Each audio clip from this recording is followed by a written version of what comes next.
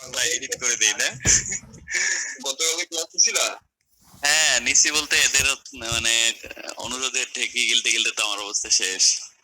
মানে সবার কাছে নাকি ডিভাইস নাই, এই জন্য খুব সমস্যা হচ্ছে। একটা বড় ঝামেলা হয়ে যাচ্ছে আর কি, ডিভাইস গুলো দিতে পারতেছে না, মনে হয় এখন পর্যন্ত আসে নাই। কথা বললাম গলার অবস্থা খুব খারাপ হয়ে যাচ্ছে। আজকে আবার 5টা কিভাবে কি করবো আমি সেটা বুঝতেছি না। তো 5টা এটা একটা ঝামেলা। এখন আবার ওই লোক মনে হয় একদম কমাই দিছে না? হ্যাঁ 2জনের গ্রুপ করে দিছে, এই জন্য অন্যজন যে এটা আসলে খুব রিস্কি, মানে টেনশন লাগে আমার অনেক। কারণ আসলে ল্যাপটপের প্রবলেম হইলেও তো এটা আসলে হাতে থাকবে না কিছুই। নেট না হয় সলভ করা যায় যে মোবাইল ডাটা অন করে হটস্পট দিয়ে, কিন্তু ইলেকট্রনিক যে কোনো কিছুই তো আসলে ইয়ে হতে পারে। এই হলো অবস্থা। আপনি কোথায় এখন?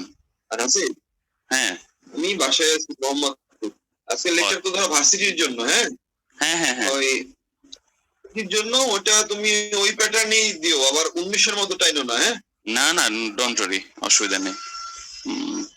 না, এটা আমার জন্য তোমার জন্যই বললাম আর কি। হ্যাঁ হ্যাঁ থ্যাংক ইউ, অসুবিধা নেই। আচ্ছা তাহলে আমরা শুরু করার দিকে যাই। আজকে কি কথা বলবো অফিস থেকে? না ভাই, আপনি শুরু করেন। আচ্ছা ঠিক আছে।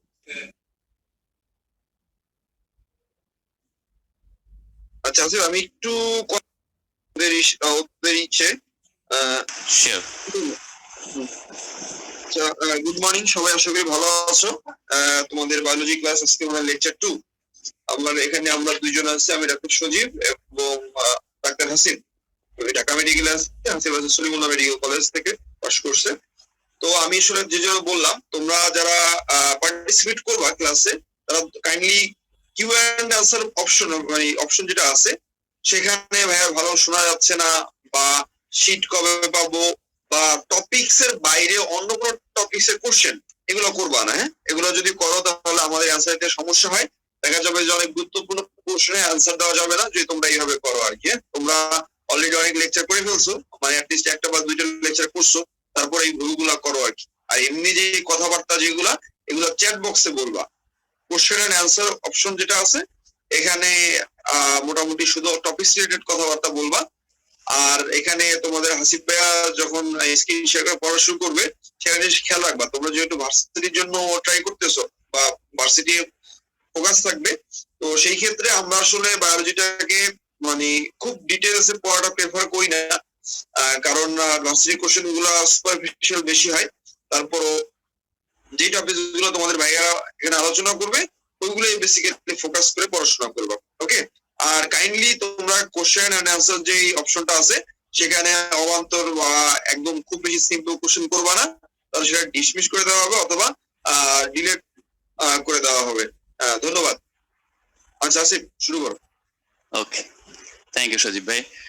Anyway dear students, good morning. আমরা গত সপ্তাহে বায়োলজি 1 লেকচার করেছিলাম, যেখানে খুবই ইন্টারেস্টিং টপিক আমরা পড়েছিলাম, যে ভাইরাস, ব্যাকটেরিয়া এন্ড হচ্ছে fungus, sorry virus, bacteria and protozoa, that is malaria পরজীবী। তো আমরা বলেছিলাম যে ওই টপিকটা শুরু করার উদ্দেশ্য ছিল হচ্ছে আমাদের যাতে পড়তে খুব ভালো লাগে। তাই আজকে আমরা এমন একটা ক্লাস করব যেটা আমাদের আসলে বায়োলজির ফান্ডামেন্টাল একটা ক্লাস, অর্থাৎ এই জায়গাটায় আমাদের সবার বেসিকটা ভালো থাকতে হবে, আদারওয়াইজ আমরা কোনোদিন বোটানি বা বায়োলজি যেখান থেকে প্রশ্ন বলি না কেন ভালো নাম্বার তুলতে পারবো না। কারণ এই চ্যাপ্টারটার সাথে আরো অনেকগুলো চ্যাপ্টারের অনেক যোগসূত্রতা আছে বা যোগসূত্র আছে, সম্পর্ক আছে, যে কারণে এখান থেকে 2টা প্রশ্ন, একটা প্রশ্ন আসার উপরে এই চ্যাপ্টারের গুরুত্ব নির্ভর করে না। এই চ্যাপ্টারের গুরুত্ব নির্ভর করে টোটাল বায়োলজির আন্ডারস্ট্যান্ডিং এর উপরই, বোঝা গেল? সুতরাং আমরা চেষ্টা করব আমাদের কনসেপ্টটা এমন ভাবে করে ক্লিয়ার করে নিতে যাতে আমাদের নিজেদের পড়তেও খারাপ না লাগে, প্লাস যতটুকু আমাদের ভার্সিটির জন্য দরকার সেটা যাতে আমাদের আজকের ক্লাসে আলোচনার মধ্যে দিয়ে উঠে আসে, এবং আমরা নিজেরা পড়তে গেলে কি প্যাটার্নে আমরা ফলো করব সেটা তো আমি ডেফিনেটলি বলে দিব। ঠিক আছে? তো ভাইয়া তো আমার পরিচয় বলেই দিল, আমি ডক্টর তরিকুল ইসলাম হাসিব। তো চলো আমরা শুরু করে দিই আমাদের আজকের পড়াশোনা। এবং তোমাদের সুবিধার্থেই আমরা ক্লাসটা করার সময় আমার ভিডিওটা অফ রাখবো যাতে ডিসপ্লেটা তোমাদের সবার জন্য ভালো ভিজিবল হয়, এবং ক্লাস শেষে আমরা আবার ভিডিও অন করে কথা বলবো, কোনো অসুবিধা নেই। ঠিক আছে? তো শুরু করা যাক।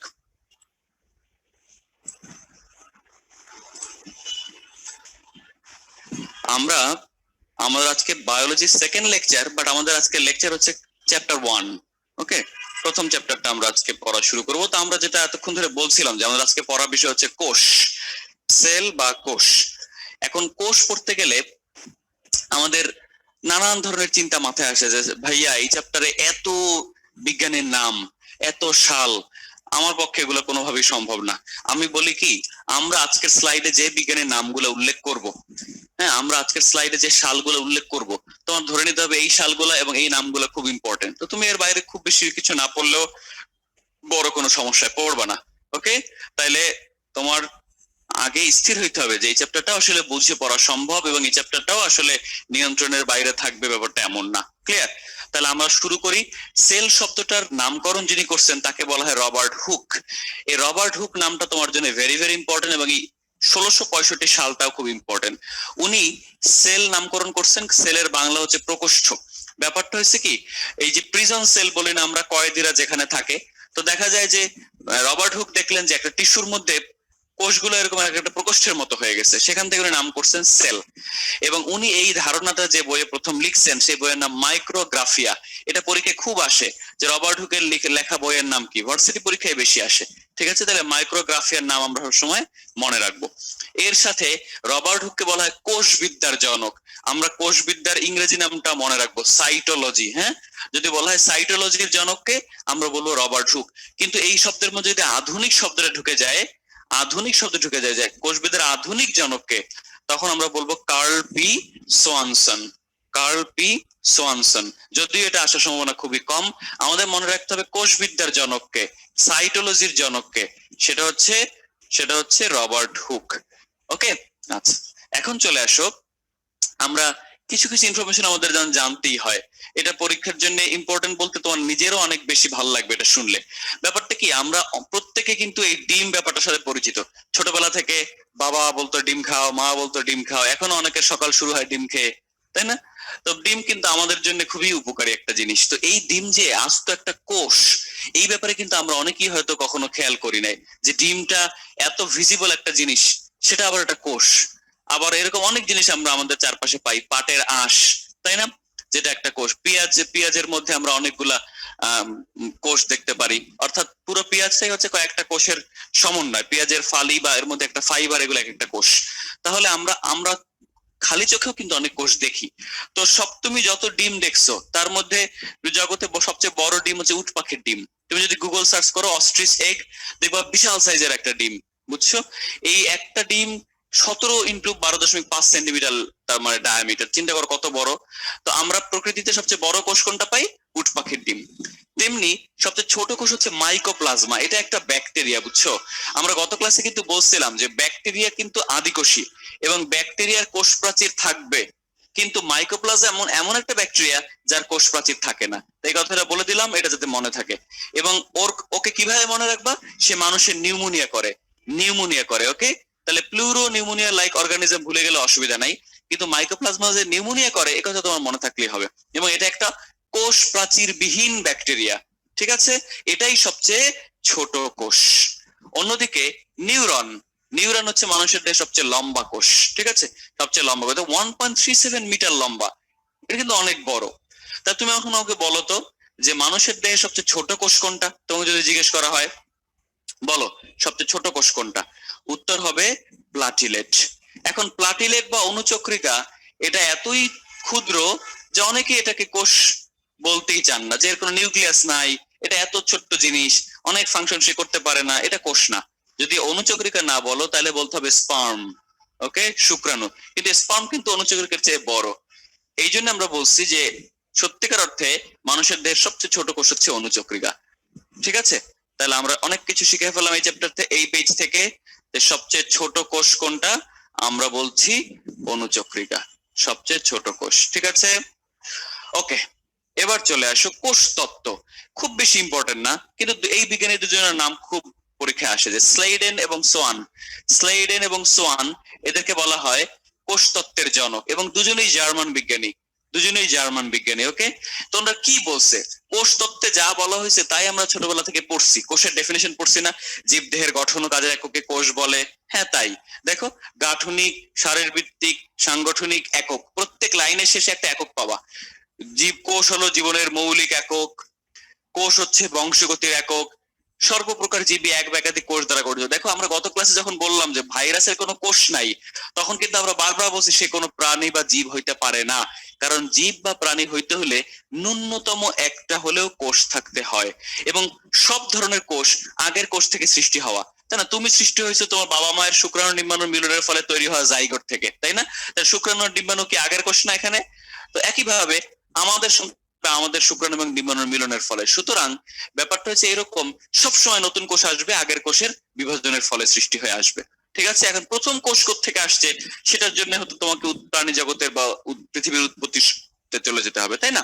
তাহলে এটাকে বলে কোষ তত্ত্ব। কোষ তত্ত্বের স্লেইডেন এবং সোয়ান, মনে থাকে যেন।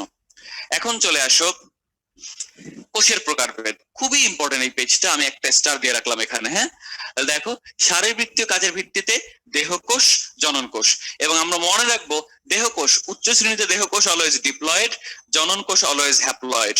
এবং তোমাদের সবার যে প্রবলেমটা হয়, তোমরা জনন কোষ এবং জনন মাতৃকোষ এই দুইটার মধ্যে গোলমাল পাকায় ফেলো। জনন মাতৃকোষও এক ধরনের দেহকোষ, সুতরাং সেটাও হবে ডিপ্লয়েড, এবং সেই জনন মাতৃকোষের যখন মিওসিস হবে তখন তুমি পাবা জনন কোষ বা গ্যামিট বা শুক্রাণু বা ডিম্বাণু। ঠিক আছে, তাহলে উদাহরণ কি? শুক্রাণু ও ডিম্বাণু। আর এখানে যত গঠনগত স্ট্রাকচার, মূল, কাণ্ড, পাতা, যাই হোয়াট এভার যাই বলো না কেন, সবকিছু তোমার এই দেহ ক্রোমোজোম, দ্যাট ইজ দেহকোষ থেকে তৈরি হবে। দেহকোষের মধ্যে থাকবে দেহ ক্রোমোজোম মেইনলি, মানে 22 জোড়া, মানে থাকবে সবগুলাই, কিন্তু ফাংশনিং থাকবে 22 জোড়া দেহ ক্রোমোজোম। ঠিক আছে, তাহলে দেহকোষ সবসময় হবে ডিপ্লয়েড, আর জনন কোষ বা গ্যামিট সবসময় হবে হ্যাপ্লয়েড। ঠিক আছে, ওকে, এবার চলে আসো। আচ্ছা, ভালো কথা। তাহলে এখানে আরেকটা প্রশ্ন আসতে পারে যে দেহকোষে কোন বিভাজন হয়, জনন কোষে কোন বিভাজন হয়? সবাই চোখ বন্ধ করে দাগায় দেয় জনন কোষে হয় মিওসিস। বানাবা, তাহলে কোন ডিভিশন লাগবে বলো তো? এটাকে বলে মিওসিস 1। আমরা জানি মিওসিস 1 এক ধরনের পিওর মিওসিস, কিন্তু মিওসিস 2 কি বলতো? মিওসিস 2 হচ্ছে এক ধরনের মাইটোসিস। তাহলে কি বুঝলা? এই যে জনন মাতৃকোষ থেকে জনন কোষ তৈরি হলো, এইটাতে লাগছে মিওসিস, কিন্তু জনন কোষের যে সংখ্যা বাড়তেছে সেখানে কি মিওসিস লাগতেছে? যদিও নাম মিওসিস 2, কিন্তু সেটা আসলে কি? মাইটোসিস। এই জন্য আমরা মনে রাখবো জনন কোষেও মাইটোসিস হয়, দেহ কোষেও মাইটোসিস হয়। মিওসিস হয় জনন মাতৃকোষে, মিওসিস হয় জনন মাতৃকোষে। এই বেসিকটা কিন্তু খুবই ইম্পর্টেন্ট আজকের ক্লাসের জন্য। এখন চলে আসো আদিকোষ প্রতিপাদক, ইনফিনিটি স্টার, খুব ভালো করে শিখতে হবে। আমরা আর এই কথাটা একটু বলতে ভুলে গেছি এখানে, সেটা হচ্ছে ধরো এটা হচ্ছে কি ধরনের ক্লাসিফিকেশন? এটা হচ্ছে শারীরবৃত্তীয় কাজের ভিত্তিতে। হ্যাঁ, আর একটা ক্লাসিফিকেশন কি হইতে পারে? অ্যাকর্ডিং টু নিউক্লিয়াসের সংগঠন, মানে নিউক্লিয়াসটা কি সুগঠিত নাকি সুগঠিত না। যদি সুগঠিত নিউক্লিয়াস হয় তাহলে তাকে আমরা বলবো প্রকৃত কোষ। প্রকৃত কোষের বাংলা আরেকটা নাম কি, ইংরেজি নাম কি? ইউক্যারিওটিক। ইউক্যারিওটিক, ওকে। অন্যদিকে আদি কোষের আরেকটা নাম কি? প্রোক্যারিওটিক। আমরা মনে রাখবো প্রো মানে আদি, ঠিক আছে, প্রোক্যারিওটিক, ওকে। প্রোক্যারিওটিক মানে আদি কোষ। এখন আসো প্রথম কথা, যেটা সুগঠিত নিউক্লিয়াস যার আছে তাকে আমরা বলতেছি, সুগঠিত নিউক্লিয়াস যার আছে তাকে আমরা বলতেছি প্রকৃত কোষী। তাহলে যার নাই সে আদি কোষী। আমরা জানি আমাদের ডিএনএ সূত্রাকার, তার মানে আদি কোষের ডিএনএ কেমন? বৃত্তাকার। ঠিক আছে, আমরা জানি দুজনেরই রাইবোজোম আছে, কিন্তু একটা ওল্ড জেনারেশন 70s, এটার ব্যাখ্যা আমরা সামনে পাবো, আর একটা new generation that is 80s। ঠিক আছে, আচ্ছা। কোষ বিভাজন শুধুমাত্র অ্যামাইটোসিস পসিবল এখানে। আমরা গত ক্লাসে ব্যাকটেরিয়া দেখছিলাম দ্বিবিভাজন, যেটা এক ধরনের অ্যামাইটোসিস, তাই না? আর এখানে মাইটোসিস মিওসিস দুইটাই সম্ভব, যেটা আগের স্লাইডে আমরা দেখে আসলাম।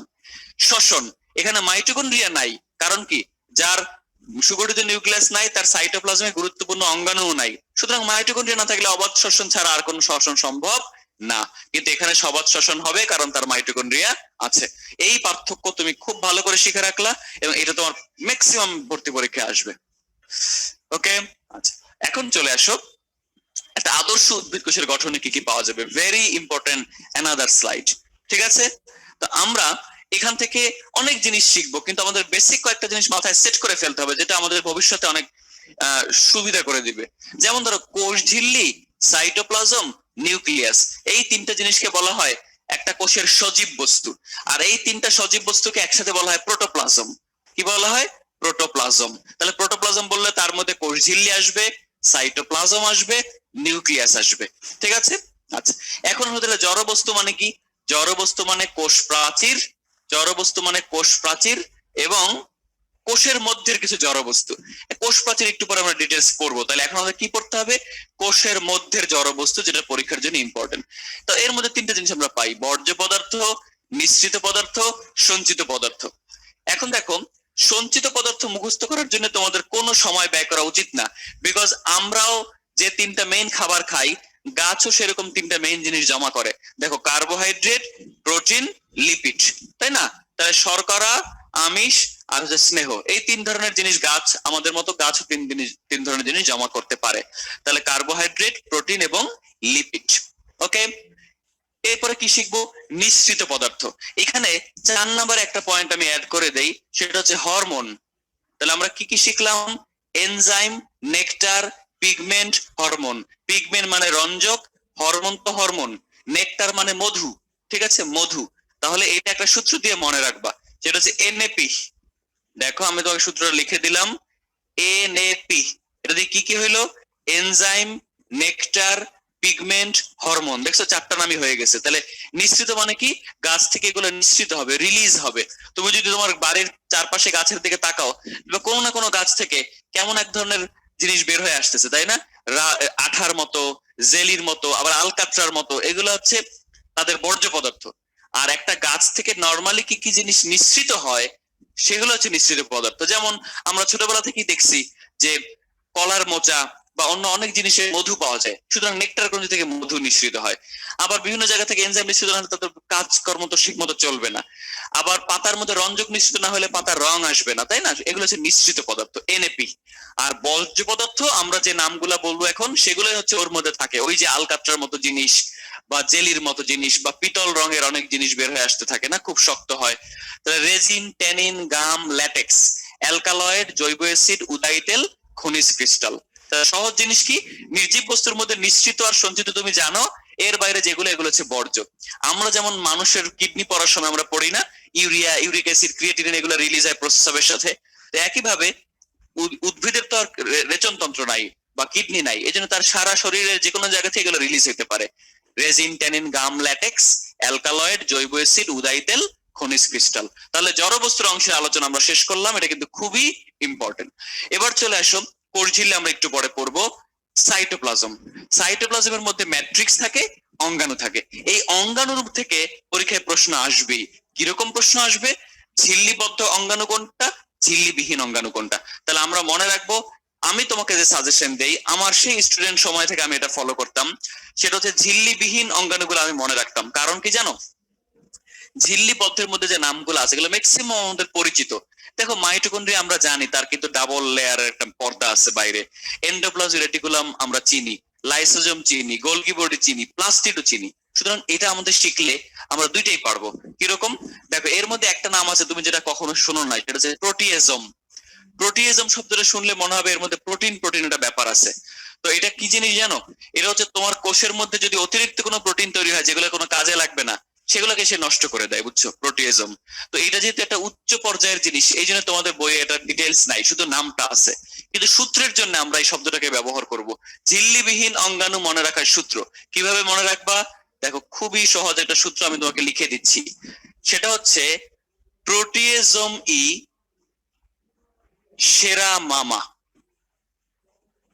ওকে, তাহলে প্রোটিয়েজম ই সেরা মামা। আমাদের অনেক সময় হয় না যে আমাদের 4-5টা মামা আছে, কিন্তু একটা মামা আমাদের খুব পছন্দ, তাই না? তো আজকে থেকে প্রোটিয়েজম আমাদের পছন্দের মামা, সবচেয়ে সেরা মামা। তাহলে আমরা মনে রাখবো প্রোটিয়েজম দিয়ে প্রোটিয়েজম, তো একটা নাম শেখা হয়ে গেল। ই দিয়ে দেখো ইন্টারমিডিয়েট ফিলামেন্ট, সে দিয়ে মনে রাখবো সেন্ট্রিওল, সেন্ট্রিওল। রা দিয়ে মনে রাখবো রাইবোজোম, ভেরি ভেরি ইম্পর্টেন্ট। সবাই ভুলে যায় যে রাইবোজোমের কোনো পর্দা নাই। দুইটা মা এখানে, তাই না? একটা দিয়ে মাইক্রোফিলামেন্ট, একটা দিয়ে মাইক্রোটিউবিউল। তাহলে দেখো কত সহজ হয়ে গেল। ঝিল্লিবিহীন অঙ্গাণু মনে রাখার সূত্র প্রোটিয়েজম ই সেরা মামা। আশা করি তোমাদের আর এই যে পরবর্তী যে পেজ, সেখানকার এই সূত্র ফলো না করলেও চলবে। তারপরে যদি এখান থেকে কোনোটা তোমাদের ফলো করতে ইচ্ছা হয় you can follow, no problem. Okay, তাহলে আমরা কিন্তু আরেকটা ইম্পর্টেন্ট পেজ পড়ে ফেলছি। আমরা কোষীয় অঙ্গাণুগুলো পড়ার আগে আমরা পোল কোশ্চেনে যাব। তাহলে আমরা এখন এক এক করে বিভিন্ন লেয়ারে চলে যাচ্ছি। প্রথমে কোষ প্রাচীর। কোষ প্রাচীর পরীক্ষার জন্য ভেরি ভেরি ইম্পর্টেন্ট। ঠিক আছে, এখান থেকে পরীক্ষায় প্রশ্ন আসার সম্ভাবনা অনেক বেশি। নাও এই ছবিটা নিয়ে তোমাদের অনেক সমস্যা হয় যে এই ছবিটার মধ্যে আমরা অনেক জিনিস বুঝি নাই। তো সেই ক্ষেত্রে তোমাদের জন্য আমি যেটা বলতে চাই সেটা হচ্ছে মূলত তোমাকে মনে রাখতে হবে কোষ প্রাচীরের কি কি স্তর থাকতে পারে। একটা হচ্ছে মধ্যপর্দা, তার গায়ে ভেতরের দিকে তৈরি হবে এক স্তরে প্রাথমিক প্রাচীর, তার উপরে 3 স্তরে তৈরি হতে পারে সেকেন্ডারি প্রাচীর। তাহলে 3 স্তরই হতে পারে সেকেন্ডারি, এক স্তরই হয় প্রাইমারি, আর একটা পর্দা যেটা আসলে কন্টিনিউয়াস, কোথাও তেমন কোনো ছেদ পড়ে নাই, তার নাম হচ্ছে মধ্যপর্দা। সমস্যা কি হয় এই ছবিতে যে কতগুলো অনেকগুলো কোষ এসে জড়ো হয়েছে এইটাই তোমরা অনেকে জানো না। দেখো এইটা একটা কোষ, আবার বাইরে থেকে এটা আরেকটা কোষ আসছে, আবার এই দিক থেকে এটা একটা কোষ। ওকে, তাহলে 3টা কোষ আমরা এখানে জাংশন দেখতেছি, বেসিক্যালি 2টা কোষের জাংশন এখানে আমরা দেখতেছি। ঠিক আছে, ব্যাপারটা হচ্ছে এখানে তুমি একটু খেয়াল করে দেখো, যখনই তুমি দেখবা যে এই পাশ থেকে একটা কোষ আসছে, এই পাশ থেকে একটা কোষ, এদিক থেকেও কিন্তু একটা কোষ আসছে। ওকে, তাহলে 2টা কোষ যখন মিলিত হয়েছে তখন কোন পর্দাটা গায়ে গায়ে লেগে গেল? মধ্য পর্দা। আমরা যদি আরেকটা মানুষের সাথে আমাদের হাত বা আমাদের স্কিন লাগাই তাহলে স্কিন থেকে স্কিনে তো টাচ হবে, তাই না? একইভাবে মধ্যপর্দা আর মধ্যপর্দা হচ্ছে এখানে টাচ হবে। ঠিক আছে, এখন আসো, হঠাৎ করে তুমি দেখবা যে একটা জায়গায় গিয়ে প্রাথমিক প্রাচীরটা অ্যাবসেন্ট। যেখানে প্রাথমিক প্রাচীর থাকবে না ওই জায়গাটাকে বলা হবে কূপ এলাকা। কি বলা হবে? কূপ এলাকা। এখন ওই কূপ এলাকা বরাবর যদি পাশ থেকে আরেকটা কোষ এসে জড়ো হয় তাহলে সেই কূপ এলাকা আর এই কূপ এলাকা মিলে তার নাম হবে পিট পেয়ার। ওকে, পেয়ার মানে কি? জোড়া। তাহলে 2টা কূপ এলাকা যখন মুখোমুখি হচ্ছে তখন সেখানে একটাই মাত্র পর্দা, 2টা কোষেরই একটা পর্দা সেখানে মিলে গেল, তার নাম মধ্য পর্দা। এবং আমরা দেখতে পাচ্ছি যে এখানে কিন্তু অন্য জায়গাগুলো গ্যাপ। তখন যেটা হবে এখানে ছোট্ট করে একটা চ্যানেল তৈরি হতে পারে। হ্যাঁ, এটাকে বলে প্লাজমোডেজমাটা ফরমেশন। এই প্লাজমোডেজমাটার মাধ্যমে একটা কোষ আর একটা কোষের সাথে যোগাযোগ করতে পারে। আমি আরেকবার বলে দিচ্ছি, যখন একটা কোষ প্রাচীরে প্রাথমিক প্রাচীরটা অ্যাবসেন্ট হয়ে যাবে সেই জায়গাটা আমরা বলবো কূপ এলাকা। এবং কূপ এলাকা বরাবর যদি আরেকটা কোষের কূপ এলাকা এসে জড়ো হয় তখন আমরা সেই জায়গাটাকে বলবো পিট পেয়ার, কারণ 2টা পিট বা কূপ এলাকা মুখোমুখি হয়েছে। ওই অবস্থায় মধ্যপর্দার মধ্যে ছোট্ট একটা চ্যানেল সৃষ্টি হইতে পারে যার মাধ্যমে একটা কোষ আরেকটা কোষের সাথে যোগাযোগ করতে পারবে। ঠিক আছে, এখন আসো, এই জায়গায় আবার লেখা পিট মেমব্রেন, যে ভাইয়া এটা তো বললেন না। মনে রাখবা যেখানে কূপ এলাকা বা 2টা পিট পেয়ার মুখোমুখি হয়েছে সেখানে মধ্যপর্দা ছাড়া আর কোনো পর্দা নাই, ওই জায়গার মধ্যপর্দাকে বলা হয় পিট মেমব্রেন। Pit membrane. ঠিক আছে, এই জায়গাটা নিয়ে অনেকেরই সমস্যা থাকে, আশা করছি এরপর থেকে তোমাদের বুঝতে কোনো অসুবিধা হবে না। এবার আসো, ভর্তি পরীক্ষায় কি আসবে? ভর্তি পরীক্ষায় আসবে প্রত্যেকটা প্রাচীরের রাসায়নিক উপাদান। তাহলে চলো শুরু করি। মধ্যপর্দা থাকবে পেকটিক অ্যাসিড। পেকটিক অ্যাসিড, তার সাথে থাকতে পারে অথবা থাকতে পারে পেকটিন। ঠিক আছে, পেকটিক অ্যাসিড অথবা পেকটিন একই জিনিস। এছাড়া প্রাথমিক প্রাচীরে কি থাকবে? সেলুলোজ, মেইনলি সেলুলোজ, তার সাথে হেমিসেলুলোজ, তার সাথে গ্লাইকোপ্রোটিন। ওকে, সেকেন্ডারিতে কি থাকবে জানো? সেকেন্ডারি প্রাচীরটা খুবই ইন্টারেস্টিং, এটাই সবাই ভুল করে। এখানে বলা হয়েছে কি? লিগনিন। তুমি মনে রাখবা লিগনিনের সাথে সুবেরিন, লিগনিনের সাথে সুবেরিন। অন্যদিকে এই যে প্রাথমিক প্রাচীরের প্রত্যেকটা উপাদান এখানেও থাকতে পারে, অর্থাৎ সেলুলোজ তার সাথে হেমিসেলুলোজ তার সাথে গ্লাইকোপ্রোটিন। তাহলে আমি কি বললাম? প্রাথমিক প্রাচীরে যা যা থাকে সেকেন্ডারি প্রাচীরেও তাই থাকবে, তার সাথে অতিরিক্ত থাকবে লিগনিন, সুবেরিন। সুতরাং কেউ এই ভুলটা করো না যে হেমিসেলুলোজ গ্লাইকোপ্রোটিনকে প্রাথমিক প্রাচীরেরই ফিক্স ধরে ফেললাম না। প্রাথমিক প্রাচীর এগুলো দিয়ে গঠিত, সেকেন্ডারিতে এগুলোও থাকবে, তার সাথে লিগনিন সুবেরিনও জড়ো হবে, যে কারণে এটা মাল্টি লেয়ার, 1 থেকে 3 স্তরই হইতে পারে এই সেকেন্ডারি প্রাচীর। ঠিক আছে, আচ্ছা, তো আমরা প্রায় শেষ দিকে। এখান থেকে আমরা আরেকটা জিনিস মনে রাখবো, ছত্রাকের ক এবং কাইটিনের ক। ছত্রাকের কোষ প্রাচীর যে কাইটিন নির্মিত, এটা অসংখ্যবার ভর্তি পরীক্ষায় আসছে। সুতরাং কোষ প্রাচীর কোথায় কোথায় থাকবে বলতো ভাইয়া? প্রাণীতে থাকবে না, আর হচ্ছে ব্যাকটেরিয়ার মধ্যে মাইক্রোপ্লাজমাতে থাকবে না, এছাড়া সব জায়গায় কিন্তু কোষ প্রাচীর থাকবে। সুতরাং ছত্রাকেরটা কাইটিন নির্মিত, কিন্তু গত সপ্তাহে যে আমরা পড়ছি ব্যাকটেরিয়া, সেটা কিন্তু নরম, সেটার লিপিড এবং প্রোটিন দ্বারা নির্মিত তার কোষ প্রাচীর। ওকে, তাহলে ছত্রাকের যে কাইটিন এটা কিন্তু মনে রাখবা, নেক্সট অনেকগুলো লেকচারেও আসবে, কিন্তু এটা পরীক্ষায় খুব বেশি আসে। ওকে, অন্যদিকে উদ্ভিদ কোষের অনন্য বৈশিষ্ট্য হচ্ছে কোষ প্রাচীর। এছাড়া ব্যাকটেরিয়াতেও কোষ প্রাচীর থাকে, যেটা আমরা গত লেকচারে দেখলাম। এখন চলে আসো অ্যানাদার ইম্পর্টেন্ট স্লাইড, যেটা থেকে ভার্সিটি ভর্তি পরীক্ষায় প্রশ্ন আসার সম্ভাবনা খুবই বেশি, মেডিকেলেও আসবে, যেখানে ভর্তি পরীক্ষা দেবে সেখানে আসবে। সেটা হচ্ছে কোষ প্রাচীরের সূক্ষ্ম গঠন। ব্যাপারটা খেয়াল করো, 1000 থেকে 3000 অণু সেলুলোজ মিলে একটা সেলুলোজ চেইন হয়। একটা সেলুলোজ চেইন হইতে 1000 থেকে 3000 অণু সেলুলোজ জাগে। এরকম 100টা সেলুলোজ চেইন মিলে তৈরি হবে একটা ক্রিস্টালাইন মাইসেলি। এই যে ক্রিস্টালাইন মাইসেলি বললাম, এইটাকে বলা হয় কোষ প্রাচীরের ক্ষুদ্রতম গাঠনিক একক, কি স্মলেস্ট স্ট্রাকচারাল ইউনিট, ক্রিস্টালাইন মাইসেলি। অন্যদিকে এইরকম ক্রিস্টালাইন মাইসেলি যখন 20টা এক জায়গায় জড়ো হবে, তার নাম হয়ে যাবে মাইক্রোফাইব্রিল। এই মাইক্রোফাইব্রিলকে আবার বলা হয় কোষ প্রাচীর গঠনের মূল একক। খুব খেয়াল করে কিন্তু, হ্যাঁ, কোষ প্রাচীর গঠনের মূল একক। তাহলে আমরা মাইক্রোফাইব্রিল যেহেতু পাইছি, এরপরে নিশ্চয়ই ম্যাক্রো পাবো। হ্যাঁ তাই, দেখো 250টা মাইক্রোফাইব্রিল মিলে হবে একটা ম্যাক্রোফাইব্রিল, এবং অসংখ্য ম্যাক্রোফাইব্রিল মিলে হবে একটা তন্তু বা ফাইবার। তাহলে তুমি একটা পাটের আঁশ হাতে নিয়ে দেখতেছো, কিন্তু সেই আঁশটা হইতে গিয়ে ভেতরে এত কাহিনী হয়ে গেছে। ওকে, তাহলে আমরা মনে রাখবো 1000 থেকে 3000 অণু সেলুলোজ দিয়ে হয় একটা সেলুলোজ চেইন, 100টা সেলুলোজ চেইন মিলে হয় একটা ক্রিস্টালাইন মাইসেলি, 20টা এরকম ক্রিস্টালাইন মাইসেলি মিলে হয় একটা মাইক্রোফাইব্রিল, 250টা মাইক্রোফাইব্রিল মিলে একটা ম্যাক্রোফাইব্রিল, এবং অনেক ম্যাক্রোফাইব্রিল মিলে একটা তন্তু বা ফাইবার। এবং সবচেয়ে ইম্পর্টেন্ট কথা কি, যে ক্ষুদ্রতম গাঠনিক এককের নাম ক্রিস্টালাইন মাইসেলি, অন্যদিকে কোষ প্রাচীর গঠনের মূল এককের নাম হচ্ছে মাইক্রোফাইব্রিল। এবং এটা ডায়ামিটারটা মনে রাখতে হবে, 250 অ্যামস্ট্রং, 250 অ্যামস্ট্রং। তাহলে এই হচ্ছে কোষ প্রাচীরের সূক্ষ্ম গঠন, যেটা পরীক্ষার জন্য ভেরি ভেরি ইম্পর্টেন্ট। এবার চলে আসো আমরা প্রোটোপ্লাজমে চলে আসি। প্রোটোপ্লাজম মানে তো মনে আছে, কোষ ঝিল্লি, তার সাথে সাইটোপ্লাজম, তার সাথে নিউক্লিয়াস। এখানে ছবিতে নাই, এখানে কোষ গহ্বরের চারদিকে এই প্রোটোপ্লাজম তথা সাইটোপ্লাজমটা একমুখী হয়ে ঘুরতেছে। এই একমুখী ঘুরতে থাকলে তা আমরা কোন কিসের মধ্যে দেখতে পাই? পাতা ঝাঁঝির কোষে দেখতে পাই। কিন্তু যদি এমন হয়, এইদিকে একবার ঘুরলো, আবার এইদিকে ঘুরলো, আবার এইদিকে ঘুরতেছে, আবার এইদিকে ঘুরতেছে, কোনো তাল ঠিক নাই, এটাকে বলে বহুমুখী আবর্তন। ট্রাডেসকেনশিয়ার কোষে এটা দেখা যায়। এখন আবার কিউএনএ তে ঝড় তুলো না যে ট্রাডেসকেনশিয়া কি জিনিস, এটা একটা বিদেশি গাছ। ওকে, এটার প্রোটোপ্লাজমে কি পাওয়া যাবে? বহুমুখী আবর্তন, মানে নানান দিকে ঘুরতেছে, যেটাকে সার্কুলেশন বলে। আর একমুখী আবর্তনকে বলে রোটেশন। বাংলাদেশি একটা উদ্ভিদ আছে পাতা ঝাঁঝি, এটার কোষে এটা দেখা যায়। শুধু দুইটা উদাহরণ শিখবা, নাথিং, এখান থেকে আর কিচ্ছু শিখতে হবে না। এখন আসো প্লাজমা মেমব্রেন বা কোষ ঝিল্লি। এটা আমরা মোটামুটি সবাই পছন্দ করি, এই জন্য ইনফিনিটি স্টার দিলাম না, কারণ এটা আমরা অনেকেই পারি। এবং এটা এমন একটা টপিক যেটা আমাদের HSC written, Dhaka varsity written আসতে পারে। ঠিক আছে, এখন বিভিন্ন মডেলের নাম, এখন মডেল দেখলেই তো তোমাদের বিভিন্ন মডেলের কথা মনে পড়ে, ওইসব মডেল না। হ্যাঁ, আমরা এখন শিখবো কোষ ঝিল্লির গঠনের জন্য কি কি মডেল প্রস্তাব করা হয়েছিল, শুধু নামগুলো শিখবা। স্যান্ডউইচ মডেল, এটাকে প্রবর্তন করেছেন, এটা হচ্ছে ড্যানিয়েলি এবং ডেফসন, ওনাদের নামটা কাজে লাগবে। ঠিক আছে, লিপিড প্রোটিন ট্রাইলেয়ার, ড্যানিয়েলি এবং স্মিথ। একক পর্দা হাইপোথিসিস, এটা একটু বেশি ইম্পর্টেন্ট নামটা, রবার্টসন। একক পর্দা হাইপোথিসিস বা unit membrane hypothesis. And most important fluid mosaic model. এটার সালটা লাগবে, বলছিলাম না কিছু মাত্র সাল আমরা উল্লেখ করব। তাহলে দেখো 1972 আর একটা 1959, তাহলে আমাদের মুক্তিযুদ্ধের পরের বছরই এই ফ্লুইড মোজাইক মডেল প্রবর্তন হয়েছে। 1972 সাল, সিঙ্গার এবং নিকেলসন, এই নাম দুইটা তো অসম্ভব ইম্পর্টেন্ট। ঠিক আছে, প্রোটিন ক্রিস্টাল মডেল, ভ্যান্ডারকফ এবং গ্রিন, ভুলে গেলেও আশা করি কোনো অসুবিধা হবে না। ঠিক আছে, এখন আমরা দেখব এই ফ্লুইড মোজাইক মডেলের বর্ণনা।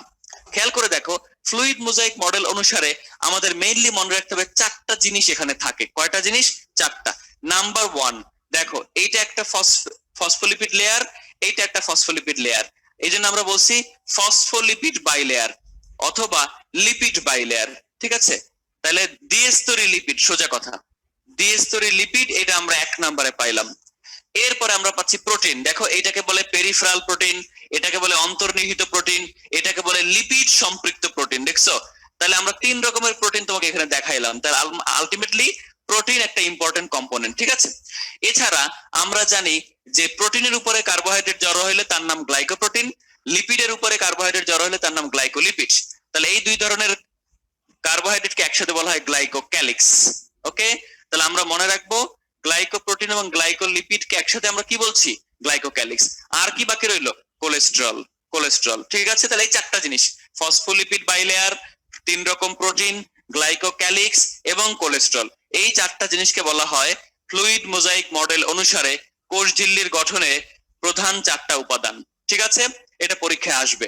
এখন তুমি অনেকেই কনফিউজড হয়ে গেছো যে ভাইয়া চ্যানেল প্রোটিনটা কি জিনিস। দেখো খেয়াল করে, এইটা এমন একটা প্রোটিন, সে 2 স্তরকেই কভার করছে, তাই না? সুতরাং এর মধ্য দিয়ে চাইলে বাইরে থেকে কোনো জিনিস ভেতরে ঢুকতে পারবে, ভেতর থেকে কোনো জিনিস বাইরে যেতে পারবে। সুতরাং চ্যানেল প্রোটিনটা আসলে এক ধরনের অন্তর্নিহিত বা ইন্টিগ্রাল প্রোটিন। ঠিক আছে, ওকে। তাহলে আশা করছি এই মডেল অনুসারে যদি প্রশ্ন আসে তুমি সিম্পলি উত্তর করে দিবা যে কোনটা এর মধ্যে থাকবে বা থাকবে না। আমরা একটু পরে পোলে সম্ভবত এরকম একটা কোশ্চেন পাবো। ওকে, কোষ ঝিল্লির কাজ ভেরি ভেরি ইম্পর্টেন্ট। একটা ঝিল্লি যখনই আমরা শুনবো তখন তার কমন কিছু ফাংশন আমাদের মাথায় এমনি ঢুকে যাবে, যে সে সবার বাইরে থাকে, তার মানে সে এর ভেতরে জিনিসগুলোকে প্রোটেকশন দিবে, সে হচ্ছে বাইরে থেকে ভেতরে, ভেতর থেকে বাইরে বিভিন্ন জিনিসের যাতায়াত মেনটেন করবে, তাই না? এগুলো আমরা পারবো। আমাদের মনে থাকবে না কোনটা বলতো? বিভিন্ন বৃহৎ অণু সংশ্লেষ করা। দেখছো, এই যে বিভিন্ন ম্যাক্রোমৌল তৈরি করে, এটা আমরা মনে রাখতে পারি। যেমন একটা বড় মৌলর বা বড় বৃহৎ অণু সংশ্লেষ করার একটা উদাহরণ হচ্ছে এন্ডোপ্লাজমিক রেটিকুলাম। এই এন্ডোপ্লাজমিক রেটিকুলাম তৈরি হয় কোষ ঝিল্লি থেকে। মন থাকবে, একটু পরে আমরা পড়বো এন্ডোপ্লাজমিক রেটিকুলাম। তাহলে আমরা শিখলাম যে এন্ডোপ্লাজমিক রেটিকুলাম তৈরি হয় কোত্থেকে? এই কোষ ঝিল্লি থেকে। ঠিক আছে, এবং সে ফ্যাগোসাইটোসিস করতে পারে, পিনোসাইটোসিস করতে পারে। মানে ধরো এটা একটা কোষ ঝিল্লি, সে কিন্তু চাইলেই ভিতরের দিকে একটা গহ্বরের মতো টেনে নিয়ে কোনো জিনিসকে এখানে ঢুকাই ফেলতে পারে, তখন এখান থেকে লাইসোজাইম এসে তাকে মেরে ফেলবে। বুঝতে পারছো? সুতরাং সে কিন্তু ফ্যাগোসাইটোসিস, পিনোসাইটোসিস করতে পারবে। তার গায়ে অনেক অ্যান্টিজেন লেগে থাকতে পারে, যেমন আমরা ব্লাড গ্রুপ পড়ি না, এই ব্লাড গ্রুপের অ্যান্টিজেন কিন্তু লোহিত কণিকার কোষ ঝিল্লির গায়ে থাকে।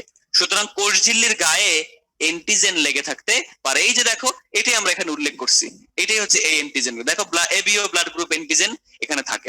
ঠিক আছে, ওকে। তাহলে আমরা অনেক জিনিস ইম্পর্টেন্ট ফাংশন শিখলাম, যে কটা বললাম একটা বেশি বেশি মনে রাখবা।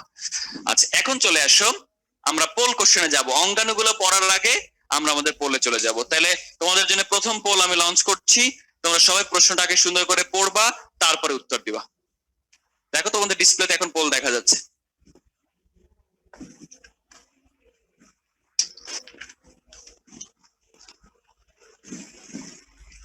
নিচের কোন জীবে আদিকোষ থাকে?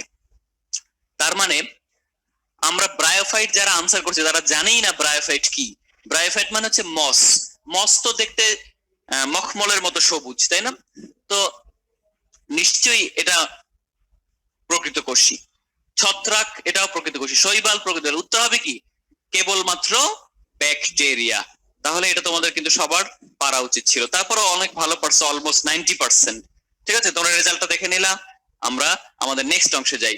অঙ্গাণুগুলো পড়ে আমরা ক্রোমোজোম বা নিউক্লিয়াস পড়ার আগে আবার আমরা পোলে আসব। ঠিক আছে, আচ্ছা আচ্ছা, আরেকটা পোল আছে, তোমরা একটু উত্তর দাও, দেখি তোমরা পারো কিনা। ফ্লুইড মোজাইক মডেল অনুযায়ী সেল মেমব্রেনের গাঠনিক উপাদান 9। Very important question.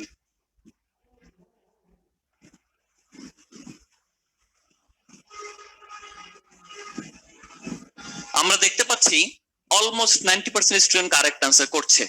দেখো, লিপিড বাইলেয়ার তো বলেই দিলাম। মেমব্রেন প্রোটিন 3 রকম প্রোটিনের মধ্যে একটা, তাই না? এটা তো হবে। কোলেস্ট্রল আমি বললাম থাকবে, তাহলে উত্তর কি হবে? উত্তর হবে স্টার্চ। তাহলে স্টার্চ নামে কোনো জিনিস কিন্তু আমরা ওখানে বলিনি আলাদা করে, তাই না? ওকে, তো তোমরা অনেকেই কারেক্ট আনসার দিয়েছো, সবাইকে থ্যাংক ইউ। এবার চলে আসো, আমরা অঙ্গাণুগুলো পড়া শুরু করে দিই। প্রথমেই পড়বো রাইবোজোম।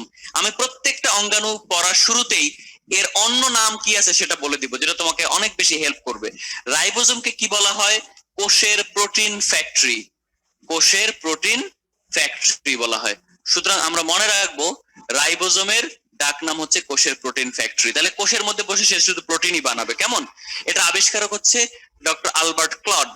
যকৃত কোষে এটা পাইছিলেন। নামকরণ করছেন রবার্টস। দেখো, আর এবং রাইবোজোম, রবার্টস নামকরণ করছেন। ঠিক আছে, রাইবোজোমে কি থাকে? মেইনলি প্রোটিন থাকে আর রাইবোজোমাল আরএনএ থাকে। প্রোটিন থাকে, রাইবোজোমাল আরএনএ থাকে। এখন এর মেইন কাজ প্রোটিন সংশ্লেষ করা। সবচেয়ে ইম্পর্টেন্ট কথা হচ্ছে প্রোটিন সংশ্লেষ করা। এর সাথে সে স্নেহ বিপাকে হেল্প করতে পারে।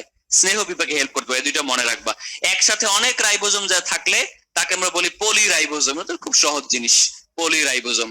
এখন ঝামেলা যেখানে, সেখানে আমরা চলে আসি যে ভাইয়া এই যে 80s 70s এই কাহিনী তো আমি কিছুই বুঝি না। এবং এটা নিয়ে সবাই দেখা গেল অনেক কোশ্চেন করে বসে থাকে। খেয়াল করো, আমরা বলছি আদি কোষের রাইবোজোম হচ্ছে 70s, প্রকৃত কোষের রাইবোজোম হচ্ছে 80s। এখন যখনই আমরা দেখি এই 80s এর মধ্যে আবার দুইটা সাব ইউনিট পাওয়া যেতে পারে, একটা 60 আর একটা 40, এবং এই যে যোগফল হিসেবে আমরা হিসেব করতে যাই, দেখা গেল 60 আর 40 মিলে 100 হওয়ার কথা, হয়েছে 80। যে এই আবার কেমন যোগ? না, আমরা পড়তেছি ইঞ্জিনিয়ারিং কোচিং, এই ধরনের কোন যোগের নাম তো আমরা জীবনে দেখি নাই। তা আসলে এটা যোগফল না। ব্যাপারটা হয়েছে কি, তোমরা সেন্ট্রিফিউজ যন্ত্র, তোমরা যদি সেন্ট্রিফিউগেশন মেশিন লেখো বা সেন্ট্রিফিউজ যন্ত্র লেখো গুগলে, তাহলে তুমি ছবি দেখতে পাবা যে এমন একটা যন্ত্র যেখানে নির্দিষ্ট একটা টেস্ট টিউবকে রাখলে মিনিটে কয়েক হাজার বার করে ঘোরানো যায়। তো আমরা যখন বিভিন্ন রক্ত টেস্ট টিউবে নিয়ে যখন উপাদানগুলো আলাদা করতে চাই, তখনও কিন্তু আমাদের সেন্ট্রিফিউজ যন্ত্রটা দিতে হয়। তা তুমি মনে রাখবা, যখন তুমি একটা কোষ থেকে সাইটোপ্লাজমের ওই যে ম্যাট্রিক্স বা জেলির মতো জিনিসটাকে তুলে নিয়ে একটা টেস্ট টিউবে রাখবা, দেন সেটাকে সেন্ট্রিফিউজ করবা, তখন রাইবোজোমের এই যে ইউনিট গুলা, বড় ইউনিট ছোট ইউনিট, এদের যে তলানিকরণের হার বা অধঃক্ষেপণ রেট, এইটাকে বলা হয় এস। এবং এইটার নামটা নেওয়া হয়েছে কোত্থেকে? ডক্টর ভেটবার্গের নাম থেকে। তাহলে ভেটবার্গের নাম লিখতে আগে একটা এস আছে, কেমন? এই এস থেকে নেওয়া হয়েছে এই এস নামটা। তাহলে এস হচ্ছে সেডিমেন্টেশন কোশেন্ট বা অধঃক্ষেপণ ধ্রুবক। তা তুমি চিন্তা করো, এটা হচ্ছে ধরো ছোট খণ্ড, এটা হচ্ছে বড় খণ্ড। এখন তুমি তাদেরকে আলাদা করে তুমি যদি সেন্ট্রিফিউজ করো, তাহলে তাদের পতনের হার হবে একরকম। যেমন বড়টার জন্য হবে 60s, ছোটটার জন্য হবে 40s। কিন্তু when they are in combination, তখন দেখো সারফেস এরিয়া কিন্তু কমে গেল, তাই না? একসাথে হয়ে গেল। আর এখানে কিন্তু আলাদা আলাদা ছিল, মানে কি এটার পুরো একটা বিশাল আলাদা এরিয়া ছিল, এটা আলাদা এরিয়া ছিল, তাই আলাদা রেজাল্ট। বাট যখন একসাথে হয়ে গেছে, তখন একটা একক কণার মতো আচরণ করতেছে, এই জন্য টোটাল রেট আবার চেঞ্জ হয়ে গেছে। কিন্তু সেটা অবশ্যই যোগফল না। বুঝতে পারছো? এটা আসলে ফিজিক্স। তাহলে 80s হয়ে গেল। একইভাবে তুমি যখন আদি কোষে যাবা, তখন তুমি বড় খণ্ডের জন্য পাবা 50s, ছোটটার জন্য পাবা 30s, বাট একসাথে গেলে তুমি পাবা 70s। সুতরাং এটা দিয়ে বোঝা যায় রাইবোজোমের দুইটা জেনারেশন, একটা ওল্ড ক্যাটাগরি আর একটা নিউয়েস্ট ক্যাটাগরি। এই জন্য নিউয়েস্টার ফাংশনও অনেক বেশি, আর নিউয়েস্টার অনেক ভ্যারিয়েশন আছে। কিন্তু এই ওল্ডটা যেটা ব্যাকটেরিয়ার মধ্যে পাওয়া যায়, সেটা ওই একই রকম ভাবে এখনো আগের মতোই পড়ে রয়েছে। কেমন? তাহলে আমরা এই এস নিয়ে আর যাতে ঝামেলায় না পড়ি, আমরা মনে রাখবো এটা হচ্ছে অধঃক্ষেপণ ধ্রুবক, এটা একটা কনস্ট্যান্ট। ঠিক আছে? এটা বিজ্ঞানীর নাম থেকে নেওয়া হয়েছে। ওকে, আচ্ছা। তাহলে বড় খণ্ডটাই হচ্ছে এখানে সেই 60s, ছোটটা 40s। আদিকোষের ক্ষেত্রে বড় খণ্ডটা 50s, ছোটটা 30s। ঠিক আছে? আর এই যদি খণ্ড হিসেবে না বলি, তাহলে আমরা বলবো যে প্রকৃত কোষের রাইবোজোম 80s, আদি কোষের রাইবোজোম 70s। ওকে, এবং একটা সুন্দর তথ্য দেয়া আছে, দেখো, একটা ইকোলাই কোষের শুষ্ক ওজনের প্রায় 22 ভাগই নাকি রাইবোজোম। তাহলে চিন্তা করো, একটা ইকোলাইয়ের মধ্যে কি পরিমাণ রাইবোজোম থাকে, তার মানে সে কি পরিমাণ প্রোটিন বানাতে পারে এবং সে কি পরিমাণ বংশ বিস্তার করতে পারে। ওকে, আচ্ছা। তাহলে আমরা এর মাধ্যমে রাইবোজোমের আলোচনা শেষ করলাম। পোল কোশ্চেন আমি ক্রোমোজোম পড়ার আগে বা নিউক্লিয়াস পড়ার আগে দিব। গোলগি বডির আমরা যথারীতি প্রত্যেকটা নামের শুরুতে অন্য নামগুলো শিখবো। গোলগি বডির ডাক নাম হচ্ছে কোষের প্যাকেজিং কেন্দ্র। প্যাকেজিং কেন্দ্র আমরা মনে রাখবো, এন্ডোপ্লাজমিক রেটিকুলাম যেসব জিনিস তৈরি করে তাদেরকে প্যাকেজ করে বা প্যাকেট করে রাখবো হচ্ছে এই গোলগি বডি। তো দেখলে মনে হবে সবকিছু গোলগি বডি থেকে তৈরি হচ্ছে, আসলে তা না। এগুলো হচ্ছে গোলগি বডির মধ্যে জমা করে রাখা হয়েছে এন্ডোপ্লাজমিক রেটিকুলামের কাছ থেকে নিয়ে। ঠিক আছে? তাহলে সবচেয়ে মজা হচ্ছে এটার বিজ্ঞানের নাম পড়া, তাই না? Camilo Golgi. যে সব জিনিস যদি এরকম হইতো। ক্যামিলো গোলগি আবিষ্কার করছে গোলগি বডি। দেখো 1998 না, কিন্তু 1898। হ্যাঁ, বি ভেরি ভেরি কেয়ারফুল। তোমার জন্মের 2 বছর 3 বছর আগের 100 বছর আগে। বুঝতে পারছো? তাহলে পেঁচা এবং বিড়ালের নার্ভ সেল থেকে ইনি প্রথম এটা আবিষ্কার করেন।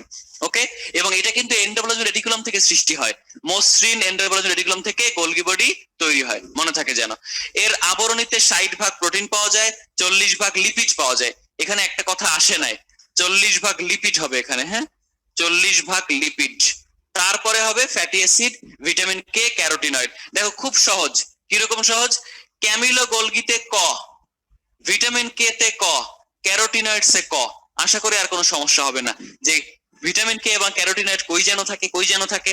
শুনলেই মনে পড়বে এটা গোলগি বডিতে থাকে, কারণ ক্যামিলো গোলগি।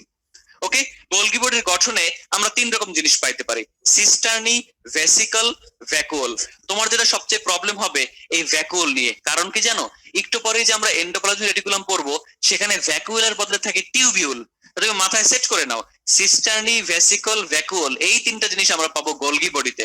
তাহলে এগুলোকে বলে সিস্টার্নি, এগুলো হচ্ছে ভেসিকল, ভেসিকল, আর এই ভেসিকলের আর একটা টাইপই হচ্ছে এই ভ্যাকুয়াল, কাইন্ড অফ একই রকম। ঠিক আছে, বড় গহ্বর, হ্যাঁ ক্ষুদ্র আর বড় একই কথা, ছোট্ট হইলে সেটা ভেসিকল, বড় হইলে ভ্যাকুয়াল।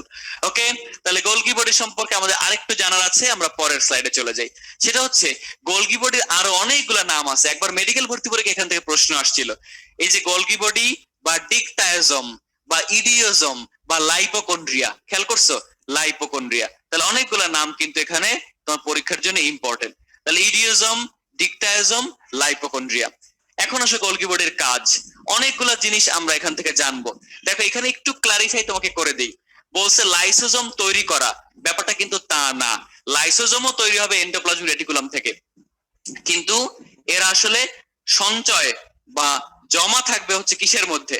জমা থাকবে হচ্ছে গোলগি বডির মধ্যে। তাহলে তৈরি হবে কোত্থেকে? Endoplasmic reticulum. এখন একটা জিনিস মনে রাখবা, তুমি গোলগি বডির আগেই কোনটা পড়ছো? রাইবোজোম। রাইবোজোম আমি কি বলছিলাম? প্রোটিন তৈরি করে। তাহলে মনে রাখবা গোলগি বডি হচ্ছে অপ্রোটিন জাতীয় জিনিস তৈরি করে। মনে থাকবে, রাইবোজোম তৈরি করে প্রোটিন জাতীয় জিনিস, এর পরের টপিক গোলগি বডি, ও তৈরি করে অপ্রোটিন জাতীয় জিনিস। ঠিক আছে, কোষ বিভাজনের সময় কোষ প্লেট তৈরি করে, এবং যে যে কারণে তার নাম প্যাকেজিং কেন্দ্র, এন্ডোপ্লাজমিক রেটিকুলামের তৈরি করা জিনিসপত্রকে প্যাকিং করে রাখে। ঠিক আছে, আচ্ছা ওই যে যে কোনো জিনিস সঞ্চয় থাকলে মনে করবে এটা Golgi body. Very very important একটা পয়েন্ট, সেটা হচ্ছে শুক্রাণুর অ্যাক্রোজোম তৈরি করে। আমরা জানি শুক্রাণুর মাথায় ক্যাপের মতো একটা জিনিস থাকে, তার নাম অ্যাক্রোজোম, এটা তৈরি হয় গোলগি বডি থেকে। ঠিক আছে, আর উদ্ভিদে এটাকে কার্বোহাইড্রেট ফ্যাক্টরি বলা হয়, কারণ উদ্ভিদের জন্য গোলগি বডিতে দেখা যায় প্রচুর কার্বোহাইড্রেট জমা থাকে। ঠিক আছে, এই জন্য কার্বোহাইড্রেট ফ্যাক্টরি বলা হয়। সো আমরা কি মনে রাখবো?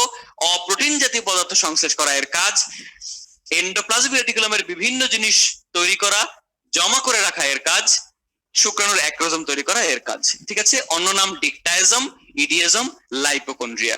গোলগি বডি থেকে প্রশ্ন আসার সম্ভাবনা অনেক বেশি। এবার চলে আসো লাইসোজোম। দেখো দাদু, ওকে, দা দুবে, তাহলে আমরা মনে রাখবো দা দুবে এটার নামকরণ করেন। ঠিক আছে, দা দুবে। ওকে, আচ্ছা, তাহলে দা দুবে এটার নামকরণ করেন। এখন আসো এন্ডোপ্লাজমিক রেটিকুলাম থেকে কিন্তু এদের উৎপত্তি হয়। দেখো গোলগি বডি থেকে প্যাকেজকৃত, যেটা আমরা মাত্রই শিখে আসলাম, অর্থাৎ লাইসোজোমের উৎপত্তি এন্ডোপ্লাজমিক রেটিকুলাম থেকে, কিন্তু তারা জমা থাকে কোথায়? গোলগি বডি কর্তৃক তারা জমা হয়ে থাকে। ঠিক আছে, আচ্ছা এবার আসো শ্বেতকণিকার কোষে অধিক সংখ্যক লাইসোজোম থাকে। ব্যাপারটা খুবই ইন্টারেস্টিং। তোমাদের কি মনে আছে লাইসোজোম থেকে একটা এনজাইম রিলিজ হইতে পারে? সেই এনজাইমের নাম হচ্ছে লাইসোজাইম। এই লাইসোজাইম নামক এনজাইমটা কি কাজে অবশ্যই লাগবে বলতো? কি কাজে লাগবে? ফ্যাগোসাইটোসিস করার জন্য লাগবে। মন থাকবে? তাহলে ফ্যাগোসাইটোসিস করতে পারে কারা? শ্বেত রক্তকণিকা। সুতরাং শ্বেত রক্তকণিকায় লাইসোজোম বেশি থাকবে না কম থাকবে? অবশ্যই বেশি থাকবে। এবং আমরা একই সাথে সূত্র শিখে নিব, সেটা হচ্ছে লিংক। লিংক দিয়ে আমরা মনে রাখবো যে কোথায় কোথায় অধিক পরিমাণ, কোথায় কোথায় অধিক পরিমাণে এই ডাব্লিউবিসি এই লাইসোজোম গুলো থাকবে। তাহলে লিভার, ইন্টেস্টাইন, নার্ভ, কিডনি, মনে থাকবে এই সমস্ত অঙ্গে, এই সমস্ত অঙ্গে বেশি বেশি তুমি হচ্ছে এই লাইসোজোম পাবা। কারণ কি জানো? এই প্রত্যেকটা অঙ্গে, এই প্রত্যেকটা অঙ্গে বেশি বেশি শ্বেত রক্তকণিকা পাওয়া যায়। মন থাকবে, লিভার, ইন্টেস্টাইন, নার্ভ, কিডনি, এই লিংক দিয়ে আমরা মনে রাখবো এই সমস্ত অঙ্গে বেশি বেশি লাইসোজোম থাকে। কারণ কি? এই সমস্ত অঙ্গে বেশি বেশি শ্বেত রক্তকণিকা পাওয়া যায়। উদ্ভিদের মধ্যে কি লাইসোজোম থাকতে পারে? আগে বলা হয়তো থাকে না, এখন বলা হচ্ছে থাকে, এবং সেই লাইসোজোমকে বলা হবে স্ফেরোজোম বা অলিওজোম। স্ফেরোজোম বা অলিওজোম। ঠিক আছে, স্ফেরোজোম বা অলিওজোম। লোহিত কণিকায় লাইসোজোম থাকে না। আচ্ছা কেন থাকবে? লোহিত কণিকা কি কোনো মারামারি করে? ফ্যাগোসাইটোসিস করে? করে না। সুতরাং সে তো নিরীহ বান্দা, সে অক্সিজেন ট্রান্সপোর্ট করতে করতেই দিশেহারা, সে আবার মারামারি করবে কখন? এই জন্য লোহিত কণিকায় কোনো লাইসোজোম থাকে না। ওকে, এবার চলে আসি আমরা লাইসোজোমের কাজ। ও ভালো কথা, লাইসোজোমের তো আমরা পরিচয় লিখি নাই, তাই না? লাইসোজোমের পরিচয় আমাদের জানতে হবে না? সেটা হচ্ছে আত্মহননশীল অঙ্গাণু, সুইসাইডাল অর্গানেল বা আত্মহননশীল অঙ্গাণু। আমরা শুরুতেই বলছিলাম যে আমরা এই ক্লাসে প্রত্যেকটা অঙ্গাণুর নামগুলো আমরা শিখে রাখবো, যেটা পরীক্ষায় অহরহ আসে। এখন কেন তাকে সুইসাইডাল অঙ্গাণু বলা হচ্ছে সেটা তুমি পরের স্লাইড থেকে বুঝবা। দেখো সে কি করে জানো? নিজে বিদীর্ণ হয়ে তার নিজের কোষের ঝিল্লিকে নষ্ট করে পার্শ্ববর্তী কোষগুলোর কোষ প্রাচীর, কোষ ঝিল্লিকে আঘাত করতে পারে। এটা কখন হয় জানো? যখন একটা মানুষ অনেক বেশি দিন না খেয়ে থাকে, কোথাও আটকা পড়ে আছে যেখানে কোনো খাবার নাই, যেখানে বডির মধ্যে সব ধরনের এই হিমোস্টাসিস বা কি বলে ব্যালেন্স করার ক্ষমতা নষ্ট হয়ে যায়, তখন এই মেমব্রেন বা পর্দাগুলো রাপচার হওয়া শুরু করে। তো লাইসোজোম কিন্তু একটা আবরণীবদ্ধ অঙ্গাণু। যখন লাইসোজোমের পর্দা ফেটে যাবে সেখান থেকে কি বের হয়ে আসবে? লাইসোজাইম। তখন লাইসোজোম কি করবে? ওই নিজের কোষের কোষপ্রাচীর কোষঝিল্লিকে নষ্ট করে দিবে। একইভাবে পাশাপাশি যতগুলো কোষ আছে সবাইকে আঘাত করা শুরু করবে। এই অভ্যাসটাকে বলে স্বগ্রাসী বা অটোফ্যাগি। এই জন্য আমরা তাকে কি বলছি? আত্মহননশীল অঙ্গাণু। আর যেটা আমরা শুরু থেকেই জানি যে ফ্যাগোসাইটোসিস এবং পিনোসাইটোসিস করতে হলে তারকে লাগবেই। এবং খুবই ইম্পর্টেন্ট একটা কথা আজকে শিখে নাও যে শুক্রাণুর লাইসোজোম থেকে হায়ালুরোনিডেজ নামে একটা এনজাইম রিলিজ হয়। এই এনজাইম না থাকলে আমাদের পৃথিবীতে আসাই হইতো না। কিসের ইঞ্জিনিয়ারিং কোচিং আর কিসের ডাক্তারি কোচিং বা মেডিকেল কোচিং, আমরা পৃথিবীতে আসতে পারতাম না। বুঝো না ব্যাপারটা? আসলে কি খেয়াল করো, ধরো এটা একটা শুক্রাণু। তো আমরা তো জানি যে আমাদের জীবনটা শুরু হয়েছে কম্পিটিশন দিয়ে। এটা একটা ডিম্বাণু। তো এই ডিম্বাণুকে নিষিক্ত করার জন্য অনেক শুক্রাণু আগায় যাচ্ছে, কিন্তু একজন ছিল, সে হচ্ছে উসাইন বোল্ট। দেখো সে কিন্তু সবার আগে পৌঁছে গেছে, দেখছো? ওরা তো হতাশ, হায় হায়, দেখো এরা কিন্তু পৌঁছে গেছে। কিন্তু পৌঁছালেও এই শুক্রাণুর নিউক্লিয়াস এখানে ঢুকতে পারবে না যদি না এই ডিম্বাণুর দেয়াল তুমি ছিদ্র করে দিতে পারো।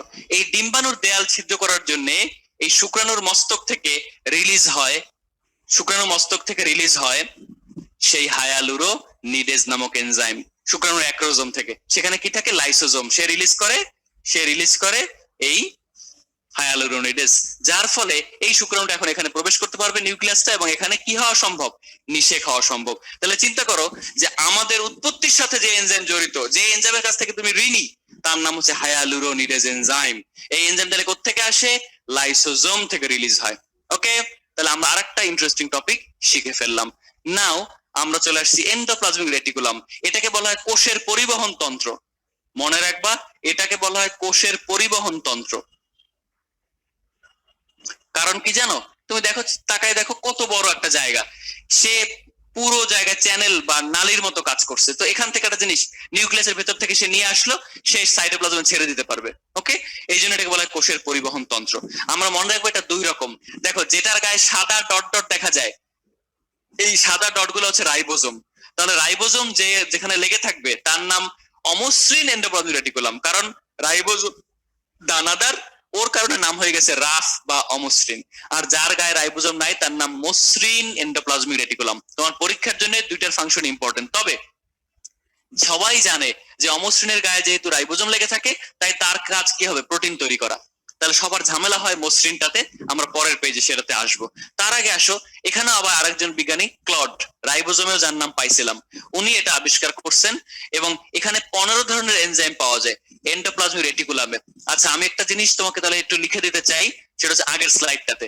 সেটা হচ্ছে লাইসোজোম যখন আমরা পড়লাম, আমরা মনে রাখবো লাইসোজোমে এই যে দেখো 40 বা 50 ধরনের এনজাইম পাওয়া যায়। তাহলে 40 বা 50 যে কোনো একটা পরীক্ষায় আসবে, বইয়ে এভাবেই দেয়া আছে। সো এটা জিজ্ঞেস করার কারণ নাই ভাইয়া কোনটা দিব, যে কোনো একটা আসবে, হয় 40 না হয় 50। So no tension. মাত্রই আমরা শিখলাম সেটা হচ্ছে এন্ডোপ্লাজমিক রেটিকুলামে থাকবে 15 রকমের এনজাইম, ওখানে ছিল 40 বা 50। ঠিক আছে, এখন আসো এর ফাংশন, যেটা আমি বলছি যে খুবই ইম্পর্টেন্ট। মসৃণটা সবাই পারবো যে অমসৃণটা সবাই পারবো যে এখান থেকে কি হয়? প্রোটিন হয়। পারবো না যেটা, সেটা হচ্ছে মসৃণ।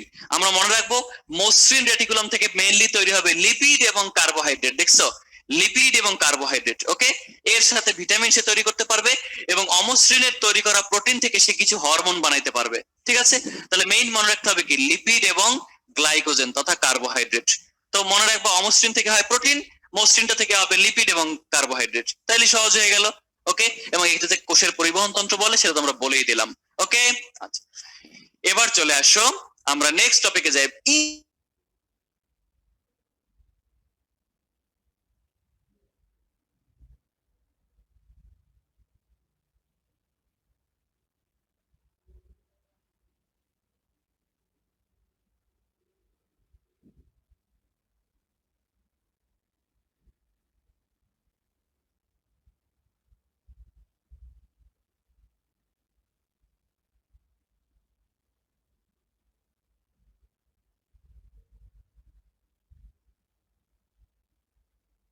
মনে রাখতে হবে, অর্কিড পাতার কোষে তিনি প্রথম নিউক্লিয়াস আবিষ্কার করেন, নামকরণ করেন। ঠিক আছে, ল্যাটিন নাক্স থেকে নিউক্লিয়াস শব্দটা আসছে। খুবই ইন্টারেস্টিং। যদি একটা কোষে অনেকগুলো নিউক্লিয়াস থাকে তাকে বলে সিনোসাইট। তুমি এটা অপশনাল, তুমি চাইলে কিছু সিনোসাইটের নাম শিখতে পারো, এতে করে এই শৈবাল ছত্রাক পড়তে গেলে এই টপিকটা পাইলে তোমার পরিচিত মনে হবে, ঠিক আছে? আচ্ছা, এগুলোকে বলে সিনোসাইটিক শৈবাল, সিনোসাইটিক ছত্রাক পেনিসিলিয়াম, ঠিক আছে? ওকে, এখন আসো খুবই ইন্টারেস্টিং টপিক বলি।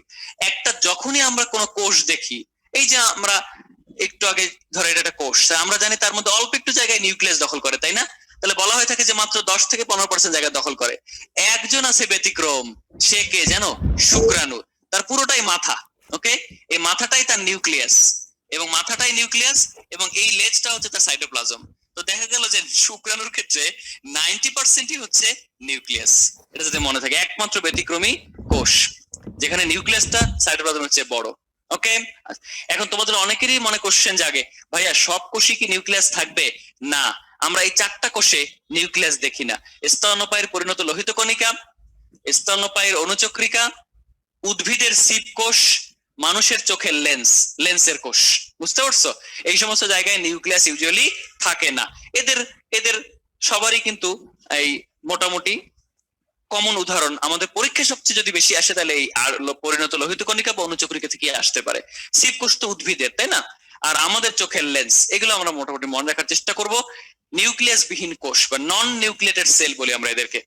এখন চলে আসো, নিউক্লিয়াসের 4টা মেইন জিনিস বলছিলাম, তাহলে নিউক্লিয়ার এনভেলাপ, এটা ডিএস তৈরি, প্রোটিন দ্বারা তৈরি, এগুলো সব বাদ।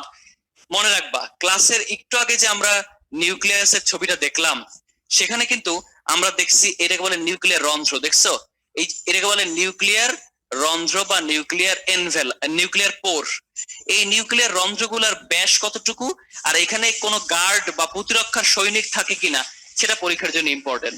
তাহলে চলো আমরা সেটা একটু দেখে নেওয়ার চেষ্টা করি। সেটাই আমরা এইমাত্র আলোচনা স্লাইডটা বের করছিলাম, যেটা সেখানে ছিল। দেখো, প্রত্যেকটা নিউক্লিয়ার রন্ধ্রের ব্যাস কতটুকু? 9 ন্যানোমিটার। এর চেয়ে ইম্পর্টেন্ট কথা, এই প্রত্যেকটা রন্ধ্রের মুখে 8টা প্রোটিন গ্রানিউল থাকে। কয়টা প্রোটিন গ্রানিউল?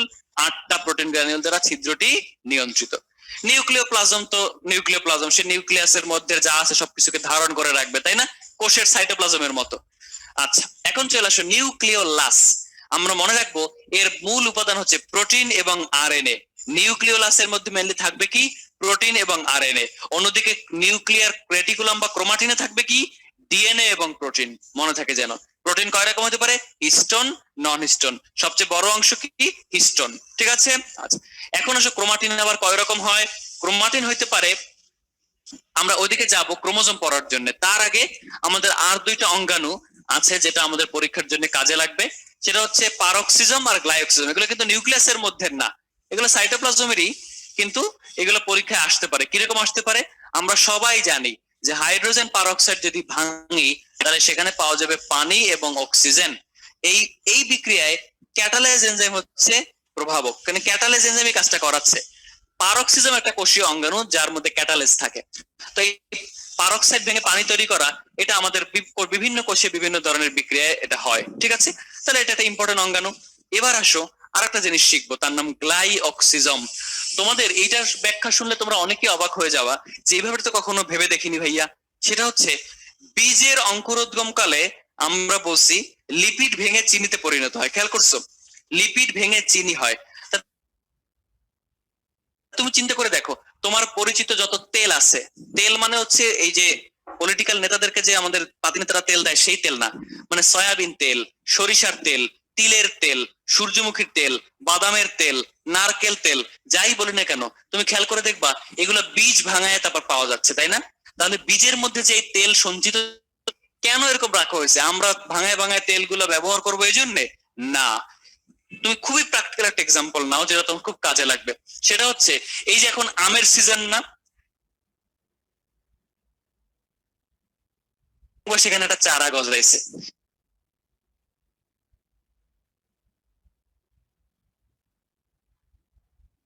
একটা ঘটনায় আমরা যাই যে উচ্চতর জীবে আসলে 2 থেকে 80-র মধ্যে আমরা ক্রোমোজোম লিমিটেড দেখি, একটা কোষে, কিন্তু পুরো দেহে না, কিন্তু আবার প্রত্যেকটা কোষে। কেমন? কিন্তু সবচেয়ে কম পাওয়া যায় পুষ্পক উদ্ভিদ, এই হ্যাপ্লোপ্যাপাস গ্রাসিলিস, দেখো 4টা ক্রোমোজোম মাত্র। কিন্তু আরো প্রাণীতে আরো কম আছে, যেমন গোলকৃমি, মাত্র 2টা ক্রোমোজোম। 2টা ক্রোমোজোম, দেখছো? 2টা ক্রোমোজোম। অন্যদিকে এই একটা বলছে অলাক্যান্থা নামে একটা প্রাণী, এটা হচ্ছে আসলে একটা প্রোটোজোয়া, যেখানে 1600টা ক্রোমোজোম পাওয়া যেতে পারে একটা কোষে, 1600 ক্রোমোজোম। ঠিক আছে। অন্যদিকে একটা ফার্নবর্গীয় উদ্ভিদ, সেখানে দেখো যে, সরি, একটা পুষ্পক উদ্ভিদ, সেখানে পোয়ালিটা রোজা, এখানে 500 থেকে 506 থেকে 502 থাকবে। তুমি কি শিখবা আসলে? তুমি শিখবা প্রাণীর সবচেয়ে বেশি সবচেয়ে কম। আমি তোমাকে বলে দিচ্ছি কোনটা কোনটা। সেটা হচ্ছে এই 1600, এটা মনে রাখবা, আর হচ্ছে 2টা মনে রাখবা। ঠিক আছে। আর উদ্ভিদের সবচেয়ে কম 4টা, এটা মনে রাখবা। ঠিক আছে। এখন চলে আসো আমরা দেখি, তাহলে বলো মানুষের প্রত্যেকটা ক্রোমোজোমে, প্রত্যেকটা কোষে কয়টা ক্রোমোজোম? 46টা। সামনে আমরা প্রকারভেদ যখন পড়বো তখন বলে দিচ্ছি। এখন আসো ক্রোমোজোমের মধ্যে আমি এই ছবিটা একটু তোমাকে বলতে চাই, গঠনটা।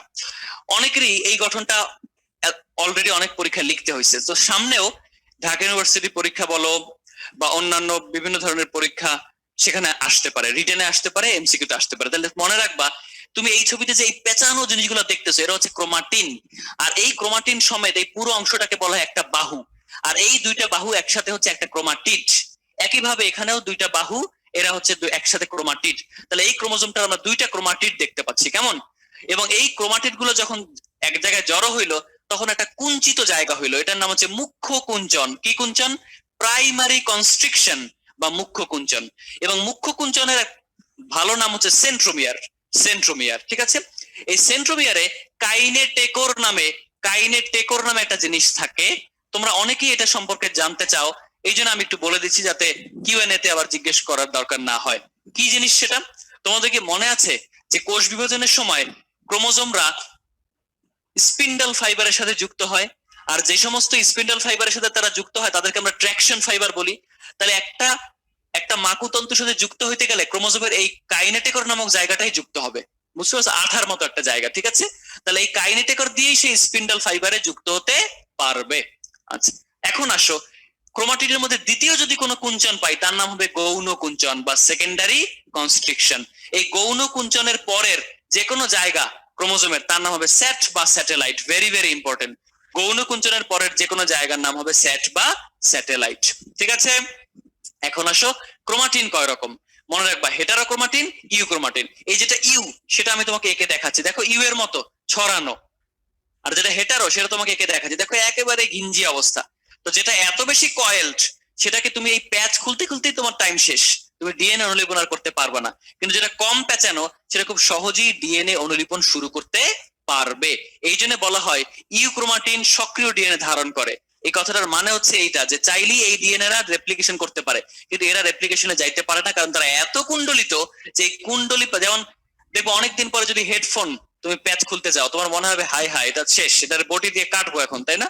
তো এই ব্যাপারটা এরকম। হেটারোক্রোমাটিন এত প্যাচানো, ওর পক্ষে ডিএনএ গুলো অ্যাক্টিভলি কাজ করা সম্ভব হয় না। এই জন্য আমরা বলছি নিষ্ক্রিয় ডিএনএ ধারণ করে। আর যাতে এটা ভুল না হয়। ঠিক আছে। ক্রোমাটিড তো আমরা চিনেই ফেললাম, ক্রোমাটিড কাকে বলা হয়। লম্বালম্বি যে 2 ভাগে ভাগ হয়ে যাবে, নাম হবে ক্রোমাটিড। সেন্ট্রোমিয়ার মুখ্য কুঞ্চনের নাম আমরা অলরেডি জানি। এবার চলে আসো গৌণ কুঞ্চন। আমরা জানি যে দ্বিতীয় কোনো কনস্ট্রিকশন পাইলে একটা জিনিস খুবই ইম্পর্টেন্ট। তোমাদের কি কোষ বিভাজনের কথা মনে আছে? যে কোষ বিভাজনের শেষ পর্যায়ে আমরা আবার সবকিছু ফিরে আসতে দেখি। নিউক্লিয়ার মেমব্রেন ফিরে আসবে, নিউক্লিওলাস ফিরে আসবে। মনে রাখবা, এই গৌণ কুঞ্চনের জায়গাটাই পরবর্তীতে নিউক্লিওলাস হিসেবে দেখা দেবে কোষের মধ্যে। ঠিক আছে। নিউক্লিয়াসের মধ্যে।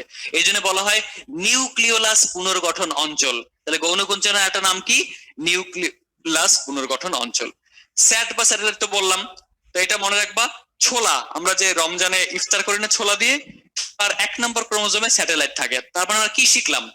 যে একটা প্রাণীর প্রত্যেকটা কোষে যে সবগুলা ক্রোমোজোমেই স্যাটেলাইট থাকতে হবে, ব্যাপারটা এমন না। অনেক কোষে স্যাটেলাইট থাকে, সরি, অনেক ক্রোমোজোমে স্যাটেলাইট থাকে, অনেক ক্রোমোজোমে স্যাটেলাইট থাকে না। টেলোমিয়ার কি জিনিস আমরা এই ছবিতে দেখতে পাচ্ছি। এই প্রান্তেও টেলোমিয়ার আছে, এই প্রান্তেও আছে, বুঝছো, স্যাটেলাইটের মাথায়। মনে রাখবা, ক্রোমোজোমের উভয় প্রান্তের অংশকে টেলোমিয়ার বলছেন। এটা কে বলছেন? এটা খুবই ইম্পর্টেন্ট, বিজ্ঞানী মুলার। টেলোমিয়ারটা খুবই ইম্পর্টেন্ট। এখানে টেলোমারেজ নামে একটা এনজাইম থাকে। ওকে। এই টেলোমারেজ নামক এনজাইমটা মানুষের বয়স বাড়তে দেয় না। তুমি বলতে পারো ভাই এটা কি বললেন, বয়স বাড়তে দেয় না মানে আপনার বয়স কি আর বাড়বে না? ব্যাপারটা আসলে তা না। বয়স বাড়া দিয়ে আমরা বুঝাচ্ছি বার্ধক্যের সাইন, স্কিনটা একদম কুচকায় যাওয়া, মুখটা বয়স্ক মানুষের মতো ঝুলে পড়া, তাই না? এই জিনিসগুলা কেন হচ্ছে না আমাদের? টেলোমারেজ এনজাইম এই টেলোমিয়ারে বসে বসে আমাদের ডিএনএ গুলাকে ধ্বংস হইতে বা বয়স্ক হয়ে যেতে বাধা দিচ্ছে, বুঝতে পারছো? মানে বয়স্ক বৈশিষ্ট্য প্রকাশ করতে বাধা দিচ্ছে। তো এই জন্যে এই টেলোমারেজ এনজাইমের গন্ডগোল হইলে একটা রোগ হয়, তার নাম প্রোজেরিয়া। তোমরা একটা ছবি দেখছো না, বলিউডের মুভি পা?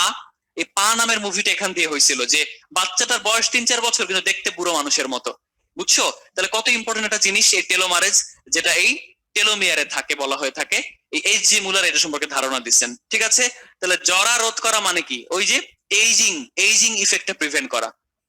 ওকে, এখন এখন চলে আসো ক্রোমোজোমের রাসায়নিক গঠন। রাসায়নিক গঠনের জন্য আমাদের আর কোন স্লাইড যদি থাকে, এটা আমাদের জন্য বেশি ইম্পর্টেন্ট। আমি ওই ছবিটাতে যাব, তার আগে একটা জিনিস মনে রাখবা, ক্রোমোজোমের মধ্যে ডিএনএ থাকবে প্রায় 45 ভাগ। কত ভাগ? 45 ভাগ। হিস্টোন প্রোটিন থাকবে, এই যে প্রোটিন, এটা কোন প্রোটিন? হিস্টোন প্রোটিন, প্রায় 55 ভাগ। দেখো আরএনএ এর পরিমাণ এত কম যে আমরা এটাকে পার্সেন্টেজের মধ্যে ধরতেছি না, 0.2 থেকে 1.4। তাহলে 45 আর 55 যোগ করলে 100 হয় না, বলো? এই জন্য আমরা আরএনএ এর পার্সেন্টটাকে এখানে নেগলিজিবল, মানে এত কম। ওকে, তো এই একটা জীবের যত ডিএনএ হবে তার 90% ডিএনএ কোথায় থাকবে? ক্রোমোজোমে থাকবে। কিন্তু আরএনএ এর ক্ষেত্রে ব্যাপারটা কিন্তু উল্টা, 90% বা তার বেশি আরএনএ থাকবে সাইটোপ্লাজমে। নিউক্লিয়াসে বা নিউক্লিওলাসের মধ্যে সামান্য আরএনএ থাকে, বা ক্রোমোজোমে সামান্য আরএনএ থাকে, যেটা খুবই কম। বুঝতে পারছো?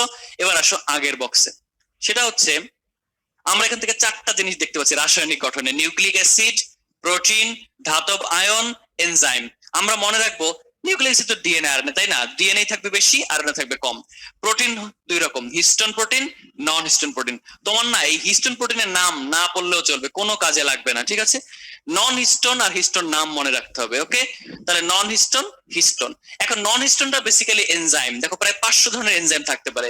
কিছু এনজাইমের নাম আলাদা করে আমরা লিখে দিছি: DNA polymerase, RNA polymerase, nucleoside triphosphatase বা ট্রাইফাটেজ, ঠিক আছে? ধাতব আয়ন, দেখো ক্যালসিয়াম, আয়রন, এটা কিন্তু আয়রন। ওকে, ক্যালসিয়াম, আয়রন, এই ধরনের আয়নও ক্রোমোজোমের মধ্যে থাকতে পারে। তো this all are the components of chromosome, that is chemical structure of chromosome. Main কথা কি? ডিএনএ এবং হিস্টোন প্রোটিন, ডিএনএ এবং হিস্টোন প্রোটিন, এটা হচ্ছে মেইন কথা, যেটা আমরা পরের স্লাইডে দেখলাম। এবং এই প্রোটিন এবং ডিএনএ এর অনুপাতটা অলমোস্ট 1:1, 45:55, যদিও 1:1 বলা যায় না, কিন্তু এটারই আবার অলমোস্ট 1:1 বলা হচ্ছে, ঠিক আছে? এখন চলে আসি আমরা প্রকারভেদ। According to position of centromere, সেন্ট্রোমিয়ারটা কোন জায়গায় থাকে তার উপর ডিপেন্ড করে 4 প্রকার। পানির মতো সহজ, তাই না?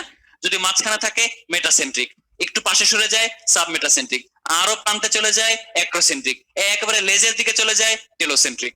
টেইল মানে লেজ, মনে থাকবে? তাহলে এইগুলো যদি না পারো তাহলে খুবই দুঃখজনক। এটা সবাই পারবো আমি আশা করি। প্রশ্ন আসে, এটা তো সবাই পারে, আসে কোনটা জানো? এই যে সেন্ট্রোমিয়ারের উপরে ভিত্তি করে ক্রোমোজোমকে যে VLJI এ ভাগ করা হয়, এটা কোষ বিভাজনের কোন দশায় দেখা যায়? উত্তর হবে অ্যানাফেজ পর্যায়ে। কোন পর্যায়ে? অ্যানাফেজ পর্যায়ে। ওকে, এবার চলে আসো ক্রোমোজোমের আরেকটা প্রকারভেদ। সেন্ট্রোমিয়ার কয়টা করে আছে? যদি একটা সেন্ট্রোমিয়ার থাকে মনোসেন্ট্রিক, মনো, আমরা গত ক্লাসে পড়ছিলাম, মনে আছে? মনোট্রাইকাস। একেবারে 2টা সেন্ট্রোমিয়ার থাকলে ডাইসেন্ট্রিক, অনেক থাকলে পলিসেন্ট্রিক। আছে কিন্তু কোথায় কি ঠিকমতো বোঝা যাচ্ছে না, ডিফিউজড, সুস্পষ্ট ভাবে সেন্ট্রোমিয়ার যদি না থাকে, ঠিক আছে? আর নাই, বলছিলাম না বায়োলজিতে